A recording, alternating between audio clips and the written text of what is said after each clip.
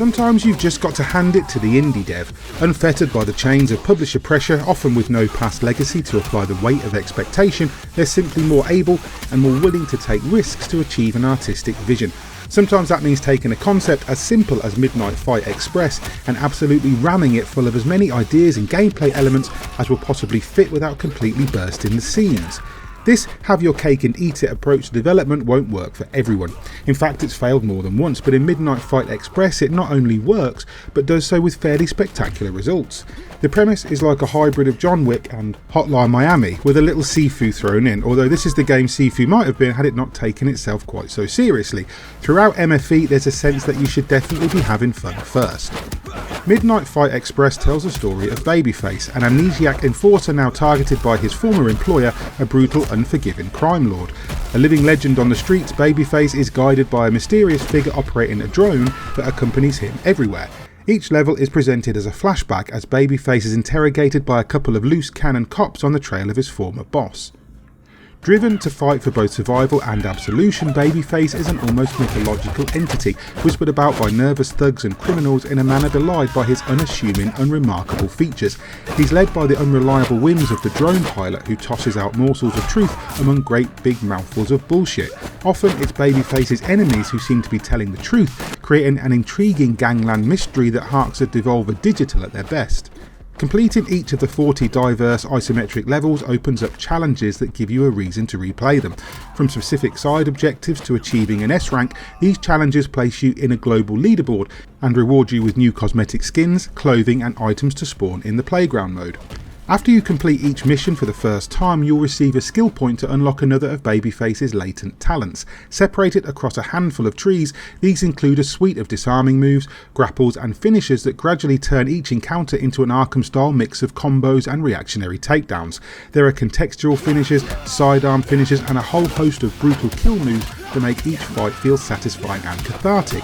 Unfortunately though, Midnight Fight Express compensates for Babyface's growing battle prowess by cramming more and more into each encounter. A sudden low point was trying to fight a biker gang full of damage sponge heavy enemies, while several used automatic weapons and one drove a motorcycle directly into me over and over again, a motorcycle which also occasionally exploded, killing me instantly.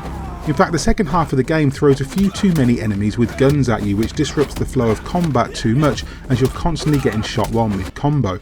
The idea is to take out the gunman first of course, but when there are 2 or 3 at once, it really hurts the otherwise slick pace of each encounter.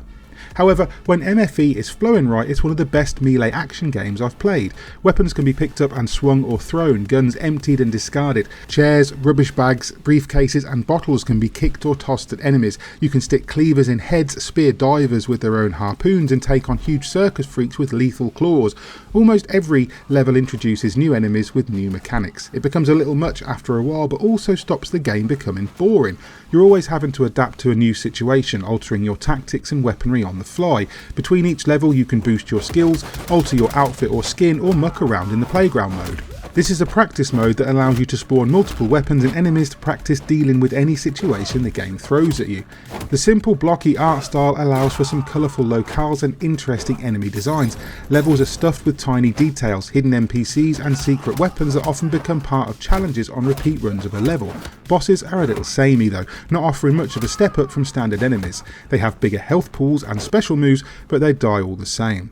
Midnight Fight Express is a fantastic game when you're in the swing of things, made primarily by just one man, Jacob Zwinel, I might be saying that wrong. It's a triumph of variety and cathartic violence. The Hotline Miami comparison is not one lightly levelled.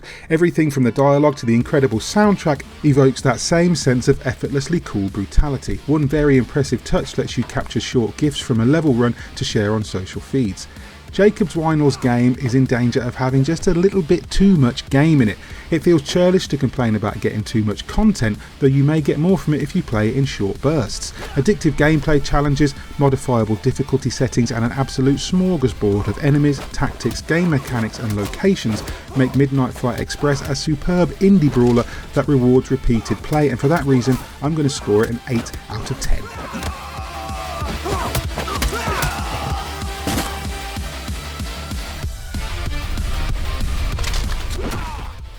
Hi there, hope you enjoyed that review of Midnight Fight Express from Jacob Zwinel or Zwinel, I'm not sure.